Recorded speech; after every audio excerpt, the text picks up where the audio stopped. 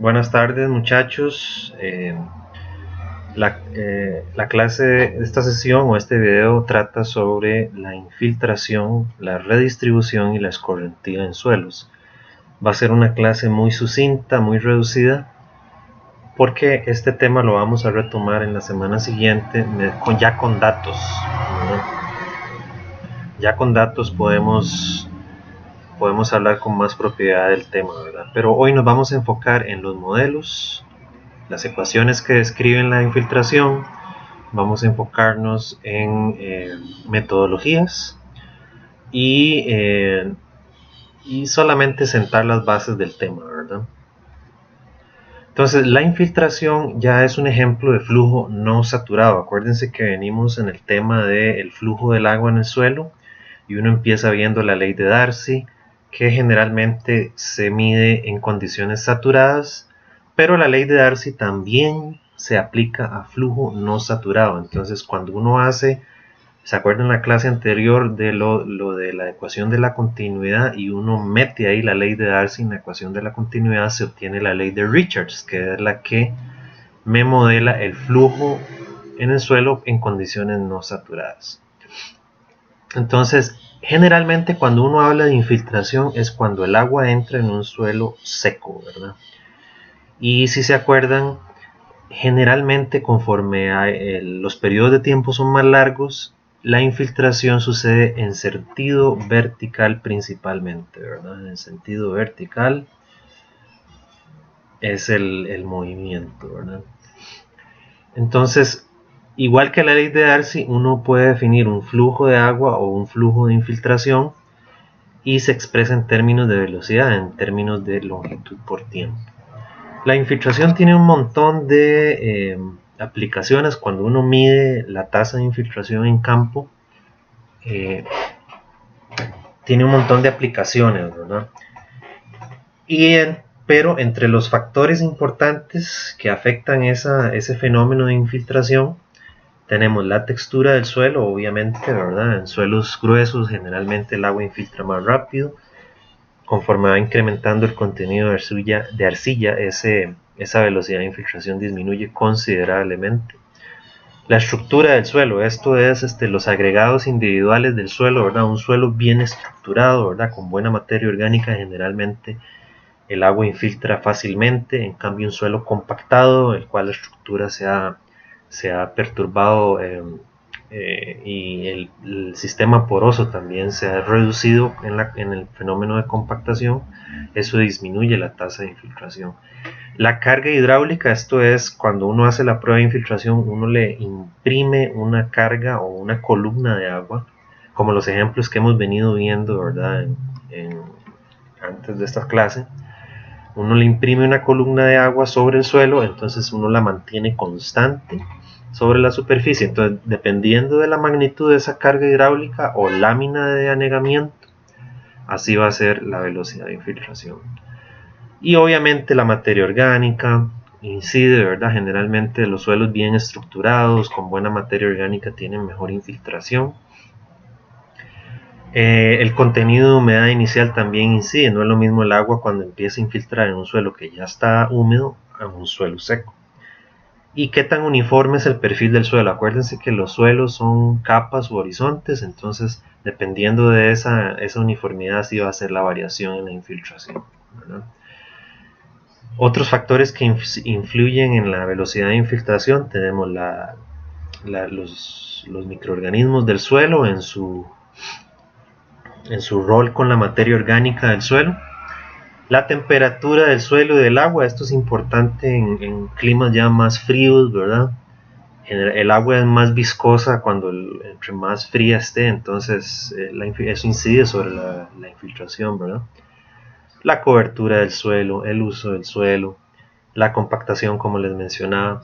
También las burbujas de aire, cuando un suelo está seco, su porosidad está muy llena de aire, y eso, a la hora de que llega un aguacero o un evento de irrigación, esas burbujas de aire también inciden en la velocidad. De hecho, el agua tiene que romper esa presión, eso se llamaba la presión de entrada de aire en la curva de retención de humedad. Tienen que vencer esa presión para poder comenzar la infiltración. Entonces, como les decía, esos eran los factores. Ahora, ¿en qué se usan las mediciones de infiltración?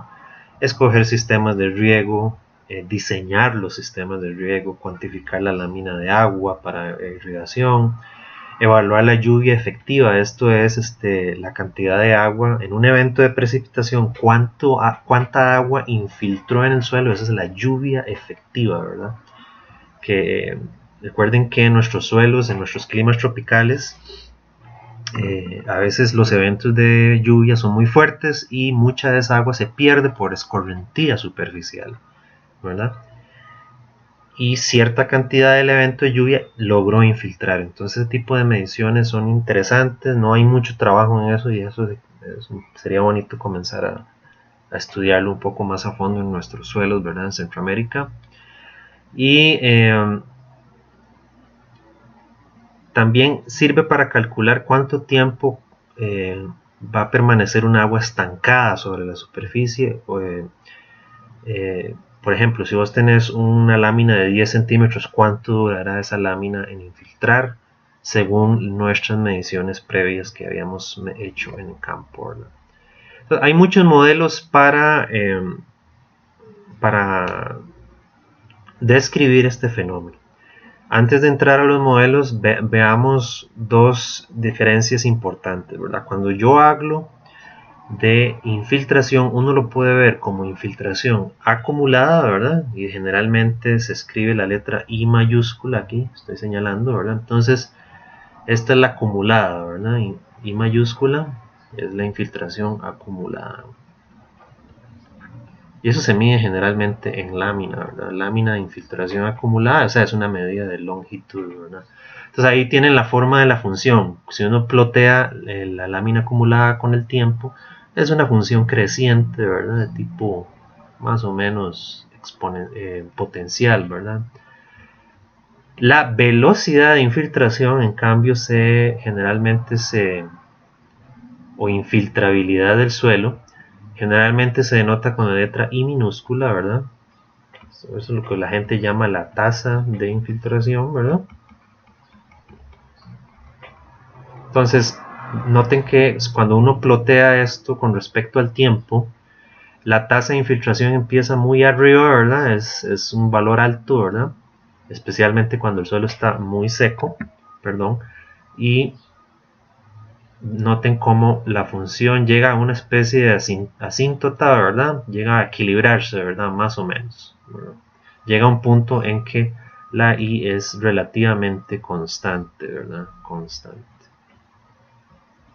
Entonces, uno para la medición en ese punto, ¿verdad? Cuando las varias mediciones son muy similares, ya uno para en campo, uno para la medición de la infiltración. Entonces, esa es la diferencia, ¿verdad? Entonces, la tasa de infiltración, como dice la diapositiva, es una derivada. ¿Y cuál derivada? La derivada de la infiltración acumulada con respecto al tiempo. En cambio, la infiltración acumulada es una integral, ¿ven? Es la integral de la función es el área bajo la curva de la función de infiltración, de tasa de infiltración, perdón. Entonces, hay muchos modelos para describir esas funciones, ¿verdad? Uno de los más antiguos es el Green Amt, que desafortunadamente no lo vamos a ver en el curso por la cuestión de la pandemia, pero nosotros la idea era hacer un laboratorio con el modelo Green Amt otro modelo muy popular es el modelo de Kostiakov, ¿verdad? Que es una función potencial, ¿verdad? Entonces tiene ven que las funciones tienen constantes y tienen variables dependientes y variables independientes, ¿verdad? Entonces, por ejemplo, en Kostiakov, la variable dependiente es la tasa de infiltración, ¿verdad? La I minúscula. Esta constante B acá esa constante B es un parámetro del modelo. T, aquí es el tiempo, perdón. T es el tiempo. T es el tiempo, que es la variable independiente. La variable independiente. La tasa de infiltración de nuestra variable dependiente. Y el exponente n es un De nuevo, este es un parámetro, ¿verdad? Entonces ahí dice B y N son constantes, es decir, son parámetros, son valores constantes y se les llama los parámetros del modelo. Y las variables independientes y dependientes ya se las mencioné, ¿verdad? Entonces al principio de la infiltración se considera como infinita. Eso es, bueno, por la forma de la ecuación tiende a ser un valor muy alto, ¿verdad? Hay otros modelos, ¿verdad? Está el modelo de Horton, muy utilizado también, pero ya este es más complicado, tiene tres parámetros o constantes. El modelo de Philip es muy similar también, muy utilizado en otros países, ¿verdad? Entonces depende de donde ustedes estén presentes. Cada país tiene su tradición ingenieril y de manejo agrícola, agronómico. Entonces, por ejemplo, el modelo de Philip es muy usado en Australia, el modelo de Kostiakov es muy utilizado en Latinoamérica, el de Greenham en Estados Unidos. Entonces, cada uno tiene sus bemoles, ¿verdad? Ninguno es mejor que otro, entonces, en ese sentido, es muy subjetivo, ¿verdad? Depende de sus datos, de su suelo, ¿verdad? Escoger y de su expertise, escoger el modelo que ustedes consideren mejor, ¿verdad? En nuestro caso vamos a enfocarnos en el de Kostiakov y en otro modelo que vamos a ver más adelante que se llama Reynolds y Eldrick, o Eldrick y Reynolds, ¿verdad? Entonces, antes de comenzar a hablar de los detalles de los modelos de infiltración, les recomiendo, ¿verdad? Les recomiendo que paren aquí mi charla y se metan a YouTube a ver este otro video que se llama ¿Cómo se mueve el agua en el suelo? El video está en inglés. Traten de ponerle los subtítulos ahí a ver si YouTube se los activa. Pero se los recomiendo, muy recomendado, ¿verdad? Es casi que obligatorio que chequen este video porque ellos comparan, así con un video muy didáctico, ¿verdad? Cómo es que infiltra el agua en suelo seco de diferentes texturas. Comparan arenas, con francos, con arcillosos. También simulan perfiles de suelo, ¿verdad? Hablan de la capilaridad, ¿verdad? Hablan del tamaño de los poros, macroporos, meso y microporos. Y hablan de casos como por ejemplo cuando hay, qué sé yo, una capa de arena enterrada en una textura predominantemente fina, o al revés, una textura gruesa y una capa, un horizonte de suelo que es más fino, donde la conductividad hidráulica o en la infiltración es mucho menor. Entonces ahí se comparan y se ven muchos patrones interesantes, ¿verdad? El agua no solamente se mueve en sentido vertical cuando infiltran, ¿se acuerdan? Sino que al principio de la infiltración se mueven todas direcciones. Ese tipo de cosas quiero que repasen en este video, y cualquier cosa lo podemos discutir en la siguiente sesión Zoom, ¿verdad? Ok, ahora entrando a los detalles de los modelos de infiltración, tenemos que, y nos íbamos a concentrar en los modelos de Kostiakov y en el modelo de Reynolds y Eldrick. Entonces, antes de empezar a hablar de eso, recordemos que las tasas de infiltración varían con la textura, ¿verdad? La textura es una propiedad física del suelo tan importante, ¿verdad? Que uno puede inferir muchas cosas, ¿verdad? Entonces, por ejemplo, las arenas. En teoría, las arenas tienen las velocidades, las tasas de infiltración. Acuérdense que aquí estamos hablando, tasa de infiltración sería la I minúscula, ¿verdad? Que les mencionaba. Es una medida es una velocidad como la ley de Darcy, ¿verdad? Como el flujo de Darcy, es una longitud por tiempo, ¿verdad? Las arenas tienen velocidades de infiltración máximas, ¿verdad? Por el tamaño de poros. Conforme va aumentando el contenido de limo y arcilla, esas tasas de infiltración van disminuyendo considerablemente, siempre que el suelo esté homogéneo. En muchos suelos arcillosos pueden tener tasas de infiltración bien altas, especialmente en nuestros suelos tropicales. ¿Por qué? Porque los suelos tropicales tienden a estar dominados por arcillas poco reactivas, y óxidos de hierro y aluminio, ¿verdad? Que tienden a formar una cosa que se llama pseudoarenas, ¿verdad? Son partículas del tamaño de arcilla que se agregan y forman pseudoarenas, ¿verdad? Entonces eso les permite tener tasas de infiltración bastante altas. Ya los suelos sódicos o muy finos arcillosos tienen las tasas de infiltración más bajas, ¿verdad? Entonces, como les repito, antes de ver esos modelos de infiltración, hay que ir al campo a medir la infiltración, sí o no, ¿verdad? Entonces, en esta charla les voy a mencionar muy rápidamente dos técnicas, ¿verdad? Está la técnica del infiltrómetro de doble anillo y la técnica del infiltrómetro de presión de Welp, ¿verdad? Entonces, en primera instancia, de nuevo, los remito a que vean este video de la técnica del infiltrómetro de doble anillo. Este es un video de la Universidad Politécnica de Valencia, muy bueno, ¿verdad? Donde se les explica cómo es que se establece el experimento a nivel de campo, cómo se colocan los anillos, cómo se empieza la prueba, ¿verdad? No recuerdo exactamente, pero creo que hay que inundar en primera instancia el anillo externo y de último y de siguiente el interno, ¿verdad? Y las mediciones se hacen en el anillo interno, ¿verdad? Entonces, de nuevo, un video muy bueno de la Universidad Técnica de Valencia, ya lo chequeé, que está activo todavía, y les recomiendo verlos, ¿verdad?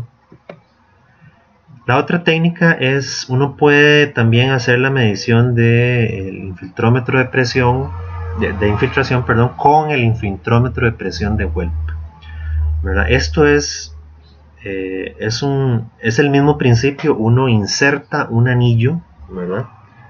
Un anillo de infiltración, ahí está marcado en la diapositiva, uno lo inserta en el suelo, ¿verdad? Hasta cierta profundidad. La diferencia es que aquí es solo un anillo, no hay dos anillos.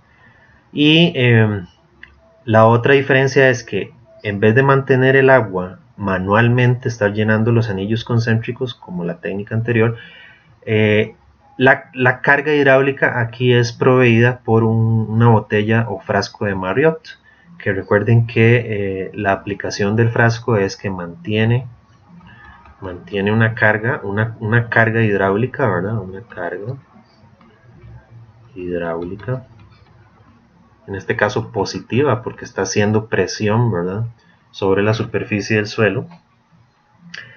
Y eso también se le puede llamar una lámina de anegamiento, lámina o anegamiento constante, ¿verdad? Entonces todo es lo mismo, ¿verdad? Lámina constante, lámina de anegamiento, carga hidráulica, todo eso son términos relativamente similares, ¿verdad? Y lo bueno es que el infiltrómetro de presión usa mucho menos agua para realizar la prueba que el doble anillo, ¿verdad? El doble anillo hay que tener un barril listo ahí a la par de agua por si la infiltración del suelo es muy alta, usted necesita grandes cantidades de agua para hacer la medición. Cambio con el infiltrómetro Welp, ese reservorio de Marriott se llena con 1 galón, 2 galones de agua. Hay varios modelos y le duran, bueno, sí, le duran lo que le puede durar, pero es un volumen mucho más reducido y mucho más práctico de manejar a nivel de campo. El problema es que el infiltrómetro de Welp es carito, ¿verdad? Varía en sus miles de dólares, entonces ustedes trabajan con lo que puedan, ¿verdad? Entonces aquí tenemos un detalle más del anillo, ¿verdad?, que se inserta en el suelo. Este es el anillo, ¿verdad?, que se inserta en el suelo. Este se inserta en el suelo. Este otro anillo que viene acá, ese es como eso es para empujar el anillo, ¿verdad? A la hora de instalarlo en el suelo, uno usa esto y un mazo también, para empujar con un mazo. Yo les voy a ver si puedo subir un video de la prueba que hicimos con el infiltrómetro de Welp en el grupo pasado de física de suelo. Nosotros hicimos una gira a Turrialba y usamos este infiltrómetro, y es muy, muy bonito de ver, ¿verdad?, cómo funciona. Lástima que no lo podamos hacer nosotros mismos, ¿verdad? Por todo este rollo de la pandemia, ¿verdad? Pero le remito de nuevo al video. Probablemente lo voy a colgar en mediación virtual, y si no, yo les digo dónde está, ¿verdad? Ok, entonces, por esta semana no vamos a entrar muy en detalle a lo de Coste-a-Cop para no hacer la charla muy larga, ¿verdad? La próxima semana vamos a hacer una clase Zoom y vamos a tener datos a mano para ver cómo es que se ajusta el modelo de Coste-a-Cop, ¿verdad? Entonces, esencialmente, el modelo de Coste-a-Cop lo que hace es que usted tiene que transformar los datos de infiltración. Ahí dice IDAC, que es el infiltrómetro de doble anillo concéntrico. Se ajusta a una función exponencial en función del tiempo, ¿verdad? Los pasos ya más detallados se encuentran en este archivo de Delgadillo y Pérez, que está en mediación virtual también. Entonces, si ustedes tienen dudas de cómo era que se hacía lo del doble anillo a futuro, ¿verdad? Que yo sé que desafortunadamente el curso pierde calidad en ese sentido, que no les puedo mostrar a ustedes cómo es que se hace directamente en campo. Entonces, refiéranse al video de la Universidad Politécnica de Valencia y refiéranse a este archivo de Delgadillo y Pérez, que es muy bien detallado, con buenas fotos, y también muy bien detallado cómo es que se hace el análisis de los datos, ¿verdad? Generalmente con Coste-a-Cop uno puede calcular la infiltración acumulada, la infiltración promedio, la infiltración instantánea, la infiltración básica, que eso es, la infiltración básica es cuando ya se estabilizó la tasa de infiltración en campo, y esa se le llama infiltración básica, cuasi constante o infiltración de campo, ¿verdad? En teoría, la infiltración de campo, ¿verdad? En teoría, esta infiltración básica, en teoría, esto debería ser muy similar a la conductividad hidráulica saturada que uno mide en laboratorio, pero eso es teórico, ¿verdad? Una cosa es lo que uno mide en laboratorio y otra cosa lo que uno mide en campo. Generalmente no es lo mismo, ¿verdad? Generalmente. El otro modelo que quiero que veamos, no lo vamos a ver hoy en detalle, pero sí la próxima semana vamos a hablar un poco más en detalle. La próxima semana es manejar datos, ¿verdad? No va a haber clases teóricas, pero sí vamos a manejar estos datos. Entonces, el modelo de Reynolds y Eldrick, este es otro modelo. Se le da más importancia a los factores principales o los componentes principales que inciden en la infiltración, y ahí en la diapositiva están, ¿verdad? Ahí está la ecuación, ¿verdad? La matemática es un lenguaje, muchachos. Entonces hay que tratar de entender ese lenguaje, ¿verdad? Entonces ahí lo que dice es que la conductividad hidráulica en campo, KSC, conductividad saturada en campo, es igual al flujo que uno mide en campo, ¿verdad? Saturado, dividido entre estas condiciones, dividido entre la carga hidráulica que uno le pone al anillo, ¿verdad? El efecto que tiene el flujo capilar o el potencial matricial y el efecto que tiene la gravedad, ¿verdad?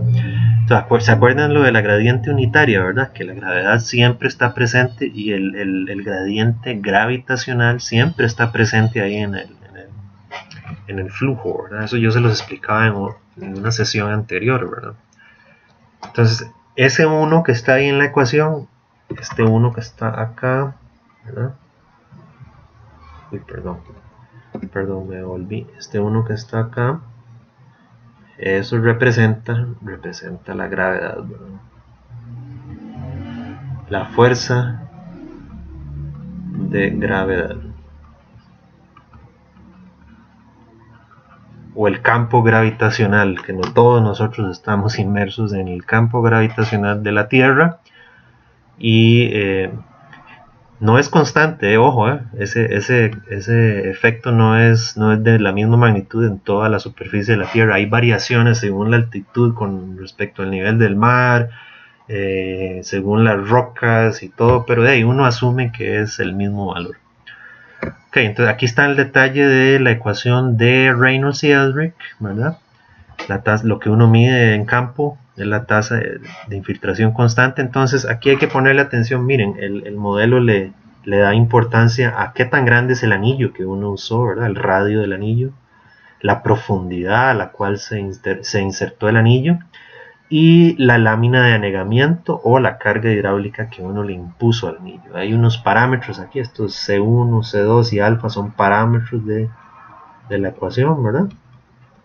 Parámetros arbitrarios esencialmente, que están relacionados al radio del anillo y a la carga que uno le aplica, ¿verdad? Entonces, por ejemplo, C1 es 0.316 por pi, C2 es 0.184 por pi, y eso depende del radio y depende de la carga hidráulica que uno le aplique, ¿verdad?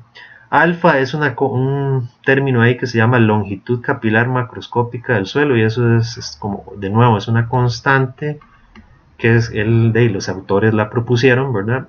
Para suelos agrícolas, ¿verdad?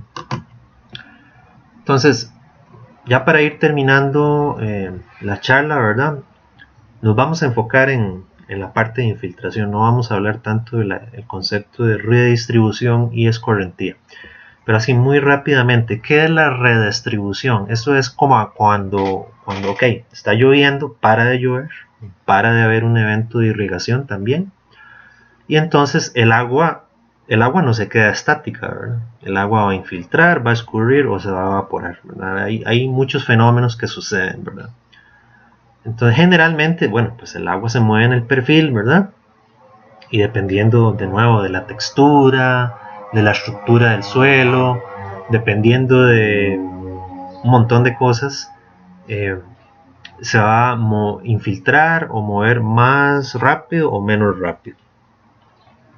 Si hay una tabla de agua cerca de la superficie, entonces esa infiltración o esa redistribución se le llama drenaje interno. En cambio, si hay una tabla de agua muy profunda, estamos hablando de más de 10 metros, ¿verdad? Más de 20 metros, ya aquí se le puede llamar redistribución, ¿verdad? Porque no hay una tabla de agua influyendo sobre esa agua que está moviéndose en el perfil del suelo, ¿verdad? Entonces, generalmente la redistribución es el humedecimiento de capas profundas del suelo debido a la infiltración del agua, ¿verdad? Aunque generalmente sucede a velocidades cada vez más pequeñas por este asunto del efecto que tienen los gradientes, ¿verdad? El gradiente de potencial matricial, el gradiente de potencial gravitacional, etc., ¿verdad? Pero es un fenómeno que sucede en zonas, en todo el mundo, ¿verdad? Especialmente en zonas tropicales y húmedas, ¿verdad? Entonces, una textura, según la textura, así se va a redistribuir el agua del suelo. Entonces, por ejemplo, cuando estamos en una arena, ¿verdad? Aquí empecemos por el gráfico de abajo, ¿verdad? Esos son gráficos de profundidad, ¿verdad? En centímetros y por humedad volumétrica, ¿verdad? Entonces, en el tiempo cero, ¿verdad? En el tiempo cero, ¿verdad? Digamos que un suelo está completamente húmedo, ¿verdad? Entonces ven que la saturación o la humedad volumétrica es máxima. Entonces conforme va pasando el tiempo, esas curvas de humedad por profundidad van a cambiar, ¿verdad? Tiempo 1, tiempo 2, tiempo 3. Entonces, el comportamiento de esta redistribución depende, es muy relacionado a la textura, ¿verdad? Del suelo y qué tan homogéneo es el suelo, ¿verdad? Entonces ahí en el gráfico, como pueden ver, la arena se empieza, bueno, pues empieza con un contenido de humedad bastante alto y digamos que pase un día, ¿verdad? O bueno, aquí en el gráfico más bien muestra un octavo de día, un cuarto de día, medio día, un día, ¿verdad? Entonces vean que va perdiendo humedad muy rápidamente y eso es por todos los, acuérdense de las propiedades de las arenas, ¿verdad? Que no retienen mucha humedad, el agua infiltra muy rápidamente en una textura arenosa, entonces la humedad se va perdiendo muy rápidamente en estas texturas, ¿verdad? Conforme aumenta el contenido de limos, conforme hay más limos y más arcillas, entonces esa redistribución es relativamente más lenta, ¿verdad? Eso va causando baja la conductividad hidráulica del suelo, aumenta la retención de humedad. Entonces esa redistribución, o sea, el agua se pierde más lentamente, ¿verdad? Entonces, como pueden ver, digamos, por ejemplo, en un franco ya han pasado la última línea son 10 días. Vean que incluso 10 días después todavía tiene mucho más humedad que la arena a menos de un día, ¿verdad? En menos de un día de tiempo la arena ya perdió un montón de la humedad que tenía originalmente, más del 50% de lo que tenía originalmente. Y obviamente las arcillas, ¿verdad? Que tienen predominancia de microporos, ¿verdad? Microporos.